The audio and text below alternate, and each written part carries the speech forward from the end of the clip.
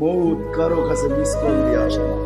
দুনিয়ার কোন ব্যক্তিত্ব নাই, একজন ব্যক্তিত্ব ছিলেন, মৃত্যু যার কাছে বইলা আসতে হয়েছে।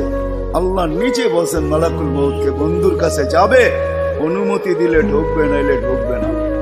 অনুমতি নিয়ে বুকে হাত রাখবে, নাইলে রাখবে না। আমার বন্ধুর অনুমতি ছাড়া হাত রাখবে না বুকে। একজনই দুনিয়াতে ব্যক্তিত্ব ছিল যার কাছে অনুমতি নিয়ে আসছে, কারো কাছে আজ পর্যন্ত অনুমতি নিয়ে আসে আর আসবেও না। সত্য এটাই। এই জন্য আসেন, ওই জান্নাত, এটাই আমাদের ছোট জীবনটার উদ্দেশ্য।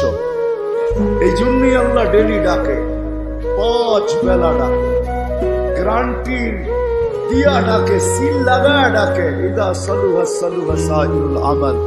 5 ওয়াক্ত নামাজ যদি এই উম্মত কমপ্লিট করে দেখাইতে পারে, আল্লাহ আমাদের নবীজির সাথে ওয়াদা করছেন, আমিও আপনার উম্মতের জীবনকে কমপ্লিট করে দেখাই।